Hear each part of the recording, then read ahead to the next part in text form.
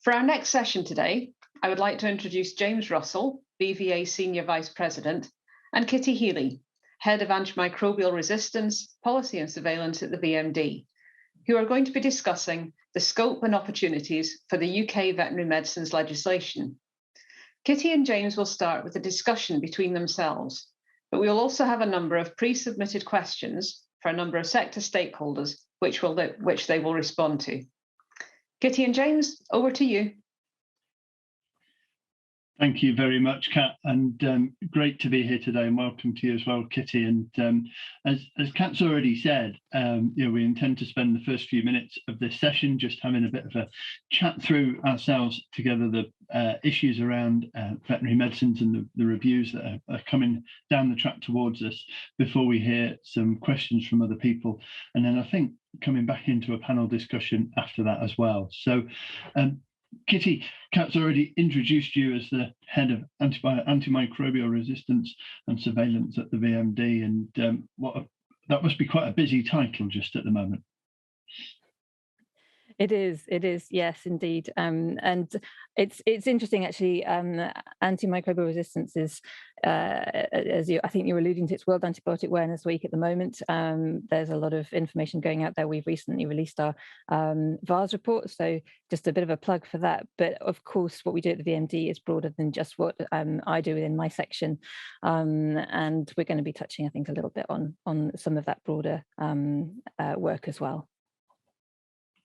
Excellent, thank you. And Kitty, if I could invite you then to speak in your own words, if you would, about where you see that we're up to at the moment with UK veterinary medicines regulation and what we see coming down the track. And I suppose it's a particularly pertinent time to be asking about that, isn't it, as we evolve into these post-Brexit ways of working and understanding what that means for our medicines legislation. So perhaps I can hand over to you just to introduce that topic to us.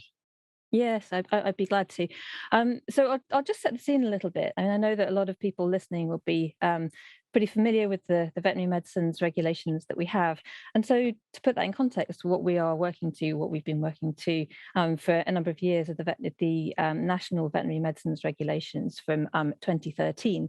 And these are regulations which implement an EU directive, EU Directive 2001/82, as subsequently amended, and this is the legislation that we are planning to revise and amend. So it's the 2013 Veterinary Medicines Regulations that we're going to amend and supplement as well, because they're quite out of date. They've been 2013 is quite a long time ago now.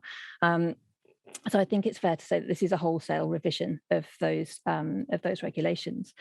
Of course, I mentioned the EU, and they are related to EU legislation. And of course, as a lot of people will be fully aware of, the EU has also revised its veterinary medicines legislation. And this takes the form of regulation, which hasn't yet come into effect. It'll come into effect in January next year within the EU. As a result of that timing, it also means that because it wasn't in effect when the UK left the EU, it means that it wasn't part of the retained legislation. So it does not apply within our national context.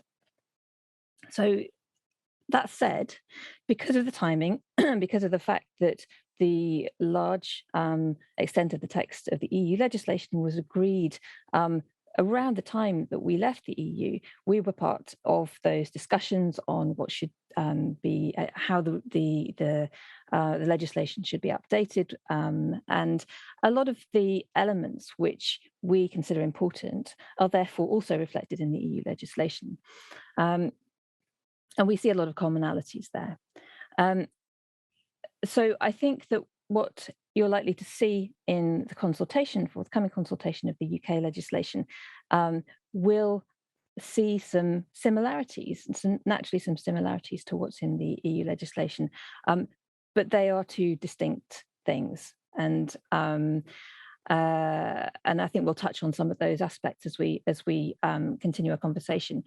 I mentioned consultation. I know that a lot of people are very interested. It's been an incredibly busy time probably for everybody, not only those of us who are talking, but those of us who are listening. And there's been a lot going on. And this is something which is important to do properly.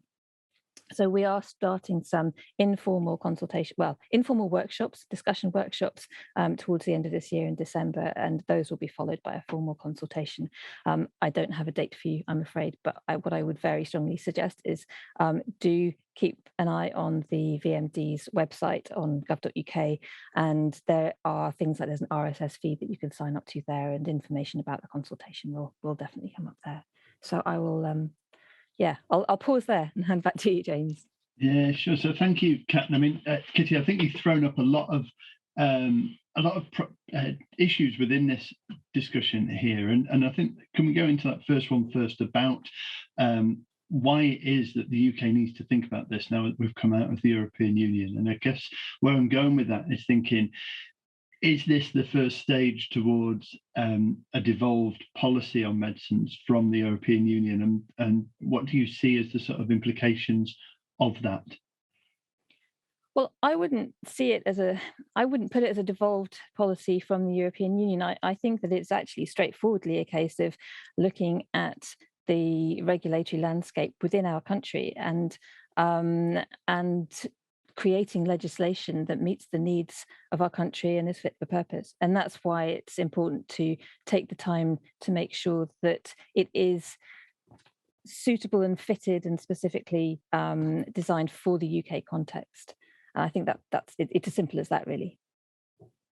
So how important is it then, Kitty, and I suppose I'm thinking particularly about Northern Ireland, but thinking right across the United Kingdom, how important are those commonalities between future UK legislation and future EU legislation in terms of making sure that we continue to have access to the animal drugs that we know we need to have access to? Well, I think it's possibly more straightforward than it would seem, in that the UK legislation, our national legislation, applies nationally. The Northern Ireland aspects are complex and evolving, and I think it's fair to say that my comments here will not touch on the Northern Ireland aspects. And I think I would take the opportunity to say that if you have questions, not you, James, but if people listening have questions, well, possibly you as well, James, specific to the Northern Ireland aspect of this, I think that there's a team in the VMD who's working on this. They have the expertise and the most up-to-date information. They're the people to answer those questions accurately. And maybe this is a moment to mention the upcoming VMD Open Day, which is happening later this month on the 29th of November, where there is an opportunity to pose questions. It's not live, but they're via a Slido system, which some of you may be familiar with. And so questions that I'm not able to answer properly in my capacity as head of AMR, but which our VMD business do go and pose there. But in terms of availability of medicines, how we regulate medicines in our country, and how other countries regulate their medicines, it's really, when I said it was straightforward, I think it is straightforward that we regulate medicines in a way that is best practice and appropriate for our country. In terms of availability of medicines, the main thing that's changed, I suppose, is in terms of which countries to prioritise in the cascade as it currently stands, where there is no requirement to look to EU authorised products before rest of the world products. They're all on a par now. So that I suppose opens things up and gives more flexibility. And I think that as far as availability of medicines is concerned, that's the simple answer. Potentially some real opportunities there, and thinking about some of the drugs that we all know that we would like to be able to access in my own field, farm animal field, and have struggled to do so. So I can see where you're going with that discussion there. So okay, so we've got this consultation on its way down the tracks towards us, Kitty. What can we expect to be within scope of that, and are there any specific aspects that are out of scope? To my knowledge, it's the whole programme of legislation which is going to be consulted on. I'm sure if I'm wrong in that, then my colleagues will correct me down the line, and it will become evident when as the consultation proceeds. There are absolutely areas which are higher profile, I suppose. There are some things where I know that people will have a really close interest in. I mean, I say one of those aspects will be the cascade. I can't enlighten you on what is going to be in the consultation on the cascade, except to say, well, that is because it is still under intense discussion. But what I would take the opportunity to say is on the cascade, that's one element where we would be very, very, very glad to hear the views during the consultation so that we can use those views to inform what the best solution is for all parties concerned by the cascade. So, and there are lots of people who have an interest in how the cascade works, from obviously the vets who implement it and use it in practice, to the animal owners who have an interest in the availability aspects when their animal needs treatment, to the marketing authorization holders who this is around economics to be able to get a return on their investment in creating new, investing in the production of new drugs. And of course, that then goes full circle around to the availability of new medicines to maintain a modern veterinary medicine in the UK. So a huge range of people who are going to be impacted by the outcomes of this consultation, and I guess we're seeking views, therefore, from that broad range of people. And you've given a great plug already for the VMD Open Day on the 29th, and that sounds like a good starting point from that. And I'm guessing that then people will hear from there how they can engage in this consultation, Kitty.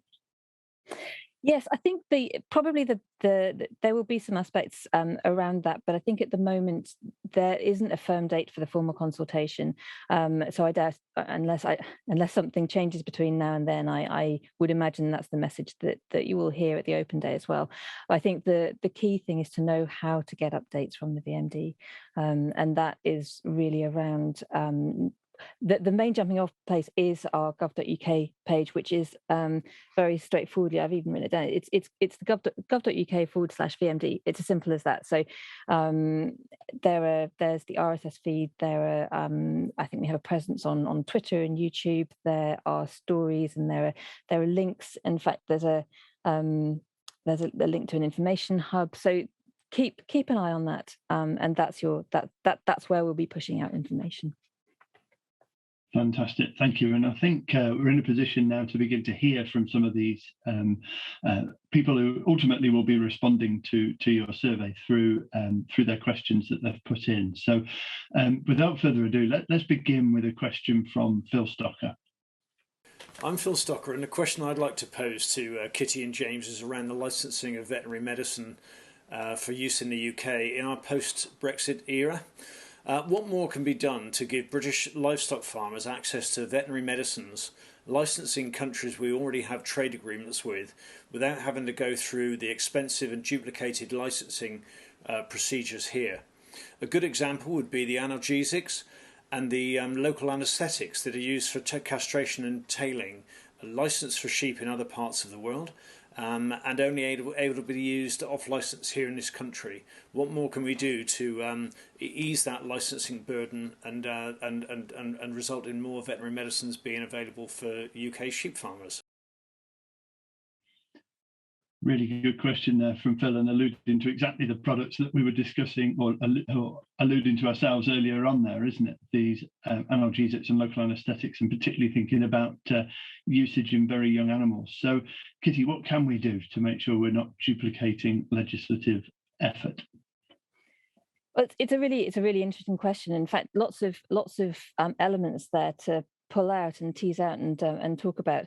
I think the first thing that I'd say is the establishment of a trade agreement with a country doesn't necessarily mean that automatically means that there's alignment of regulation of veterinary medicines. They're two separate things, and really, when it comes to importing products from other countries, that remains as the current situation, as we just talked about a few minutes ago. In terms of the how to increase availability of medicines. I mean, availability of medicines, maintaining and optimizing the availability of medicines is one of the things, one of the jobs of the VMD as a regulatory agency, and regulatory burden is something that comes up as something that we keep under review. And of course, I guess what we mean by regulatory burden a lot of the time, and I think probably what Phil was referring to, is the requirements we place on pharmaceutical companies, marketing authorization holders, to comply with as they compile and submit a dossier to the VMD and then maintain that product over its lifetime. And we have a balance here between the requirements that we have and our duty to fulfill other elements of the VMD's mission, which is to make sure that veterinary medicines are high quality, safe and effective. And that is what informs the regulatory requirements that we have. There are obviously elements where you've got, for example, minor uses or minor species, and that is taken into consideration. And I did double check with some of my regulatory colleagues to confirm that, in fact, in the UK, lots of other countries are not the same, but in the UK, sheep, for example, where I know this is a problem, are not a minor species because we do have a lot of them. But that doesn't necessarily mean that that the economic market available is sufficient to be a driver for those products to be made. So it's complex. There's not an easy solution. I talked about the cascade earlier, and the cascade, essentially, one of the purposes of the cascade is to fill this gap. Although I know that obviously with farm animals that only works if there is an MRL in place for the active substance that could be considered, and that of course comes back to fulfilling our obligation to protect consumer safety. There are various other things going on that I think could potentially help in this space. None of these are short-term solutions, unfortunately. There's some work going on in Codex Alimentarius, which some of you may be familiar with in the audience. It's an international organization which oversees the food safety, I guess. Food safety standards is the simplest way of putting it. And there is some work going on in one of those committees looking at whether international MRLs, there can be extrapolation from one MRL in one species to another tissue or another species, depending on the level of data available. So that's one thing which is sort of in the pipeline. And the other thing, which again doesn't provide an answer to the solution, but I think is relevant to the topic, is work that the regulatory colleagues in the VMD have been doing around developing and maintaining those links with other regulatory authorities in different countries. And of course, the EU is one, but Australia, New Zealand, US, Canada are all others. And there is, of course, VICH, which I am not going to try and remember what it stands for, but it's a global organization that exists to harmonize regulatory standards for veterinary medicines. And so in the very long term, I guess, having a more harmonized approach across the world could help to reduce some of that burden for companies when they're putting dossiers together. So lots of different threads. Unfortunately, none of them is a simple, this is the solution. But we're working on it, and I think it's important to come back to the point that provision of pain relief in these sorts of circumstances is, I mean, absolutely, it's really important, and that's why we are very much committed to trying to make sure that things are available when they need to be. Thanks, Kitty, and yeah, really complex area. I can hear, very interesting to hear about that idea of better enabling our extrapolation from one species, one tissue into another. That's really interesting. Follow that work closely without a doubt. Let's move on. I think our next question that we've got lined up is from Donal Murphy. Hello, my name is Donal Murphy from NOAA, the Trade Association for the UK Animal Health Industry. In September, we saw the EU debate the possibility of tighter rules on the use of high-priority, critically important antibiotics, with the potential outcome of banning their use in animals. The eventual outcome was that the importance of retaining a range of antibiotics for veterinary use to preserve animal health and welfare was recognised, and availability of these products for veterinary use was retained. But what were the VMD's thoughts on this debate? And if in the future the EU were to take a different, more restrictive approach, how closely would the VMD align with the EU requirements? In particular, is it anticipated that EU rules around use of antibiotics would apply on UK farms where food was being produced for export to the EU market?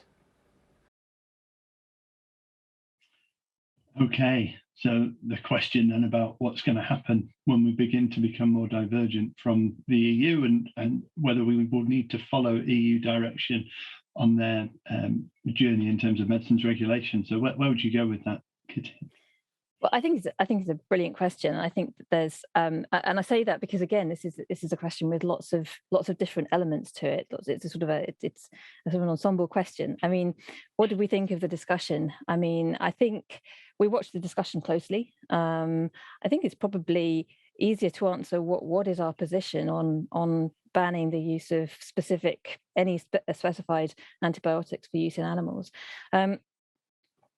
By and large, if we have an antibiotic that's already got a veterinary authorization in this country, banning it I'll speak for myself in the context that I am definitely representing the VMD's position on AMR here. In my view, banning something is only the answer if it is causing a risk, an unacceptable risk, the way it's currently being used, whether that's to human health, whether that's to anything else.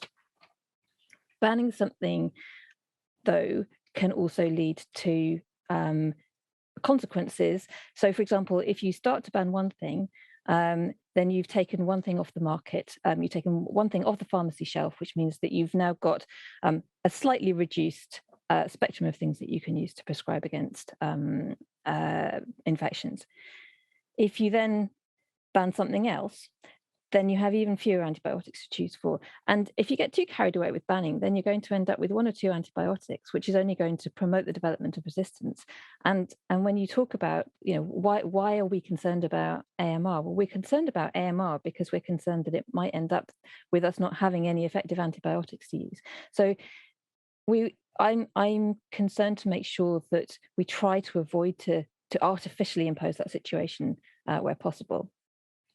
That said, if something was shown to be causing a high risk of harm, then that would be a bar where we should be saying we should be banning something, and that actually is where the importance of stewardship, the importance of only using antibiotics when we really need to use antibiotics is important. So doing that and being seen to be doing that, so gaining trust in our stewardship of these medicines, in order to make sure that actually, should we need to use one of these, let's say highest priority critically important antibiotics, should we need to use one of them in a really, really unusual situation, once in a blue moon, we can, without causing a high risk. So I think that's the position. Now, when it comes to what the EU is discussing, and in fact the proposals that went through,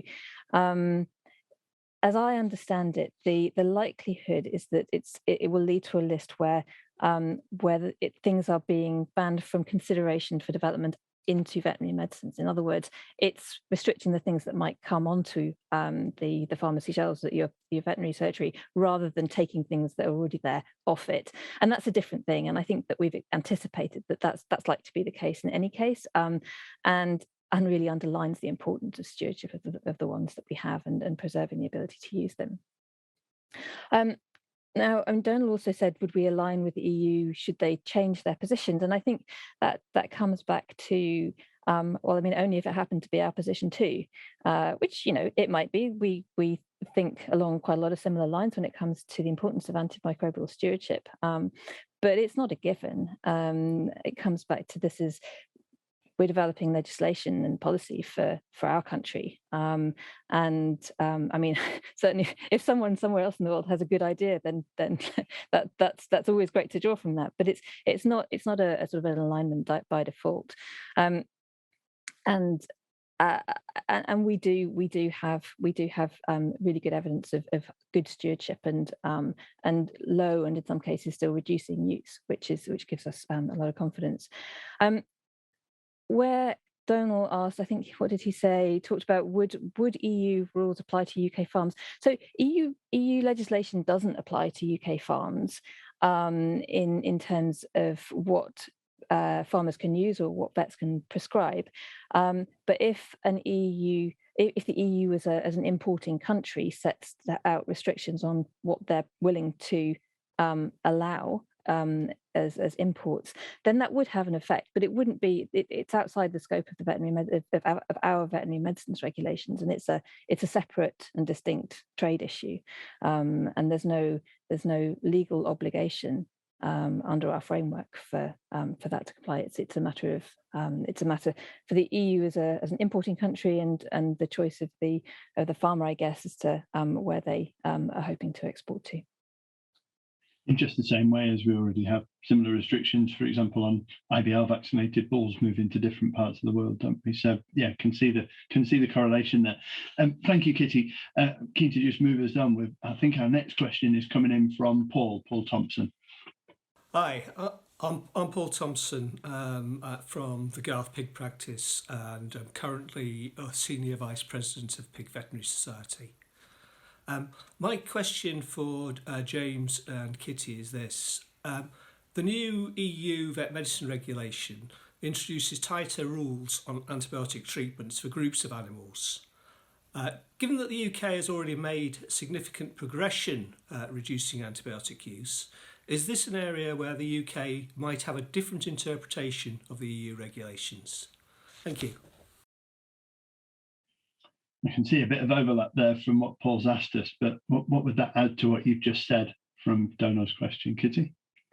Well, I think the main thing that it gives me is an opportunity to say that, I mean, as I've already said, to reiterate the fact that these are our pieces of legislation, and so in that respect, there's no read across. I mean, that we can decide how to we can decide what works for our country.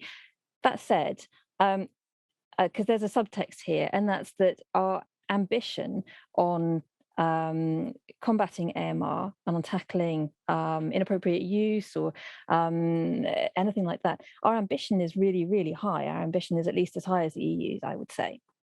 So I would look at this not through the lens of here's a specific high-profile piece that's been talked about a lot from the EU legislation. Is this going to automatically come across into the UK legislation? I would say we should look at the level of ambition, keep a high level of ambition, and then look at the provisions that are on the table and ask ourselves, are these provisions going to lead to the outcomes that we want, which are as responsible use of antibiotics as we can possibly achieve, only ever using them when necessary, but at the same time preserving them as a tool to treat animals when they're sick, to maintain their health and welfare in accordance with those responsible use principles.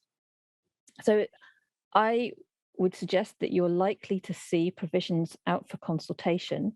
Some of them may bear a very close resemblance to what's in the EU legislation in many aspects, but this is also one of them.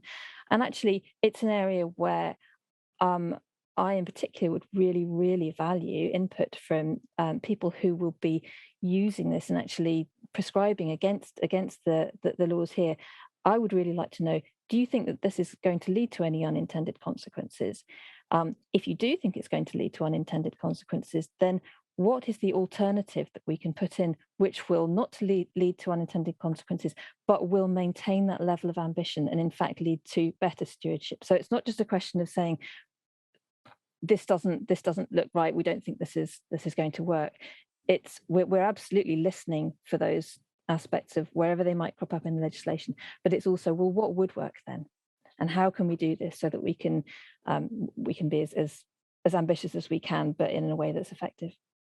Thank you, Kitty. That's very comprehensive. I'm conscious we've only got a few moments of our discussion left and 2 more questions. So we'll get these questions put to you, perhaps for some brief answers, if I may. Can we have Brian's question, please? Hi, Brian Lovegrove from ARDA here. My question to James and Kitty is, would it be likely that the new UK legislation would include rules on farmers to record animal medicine use, antibiotics or anthelmintics, for example, in national databases to enable a national audit of use? How likely are we to be required to record our use for a national audit, Kitty? Okay, quick as I can. I don't think you're likely to see that coming out in the veterinary medicines regulations. But I would say that the primary power that we have, the Medicines and Medical Devices Act, does have that provision so that we can do that for sales and for use of veterinary medicines across the board. And the other thing I would just add to that is on the future farming policy side, on the animal health and welfare reviews, there is also they're also looking at whether or not this is the kind of thing. This is all recording, though, recording centrally medicines use. I haven't heard anyone talk about an audit so far. Perfect, thank you. And finally then, if we could move to Terence's question. Hi, Terence McManus from ABP. I'd like to ask Kitty and James, what would the consequences be for our ability to export if the UK applies different rules than the EU on the use of animal medicines? Are we going to be able to continue to export, Kitty? I think this circles back to one of the answers I've already given. In fact, I think it's the same thing. That's down to the requirements of the country that people would be exporting to, not down to the regulations that we have in this country. Yeah, absolutely. So, Kitty, I mean, thank you so much for all the answers to those questions. You've alluded to a number of really important points there, and I think just circling back to Brian's question, you know, the e-medicines hub and how we're looking at improving our own understanding for our own benefit, and by our own there, I mean UK agriculture's own benefit of what it is that we're using, where it's going, how that's being used. So I think some really exciting prospects coming down the track towards us. You've highlighted the importance of us all engaging with VMD as we move through this process, through the consultation, and that begins with the open day on the 29th of November, and we look forward to people being able to put their questions to you then. But in the meantime, I just wanted to thank you so much for making yourself available today, and I know that you're here for, I think, for our panel session as well. So without any further ado, I will pass back to our chair of Ruma, Kat McLaughlin. Thank you. Thanks, James. Thank you, Kitty and James. I'm sure you will all agree that has provided a lot of food for thought and some very useful debate and discussion.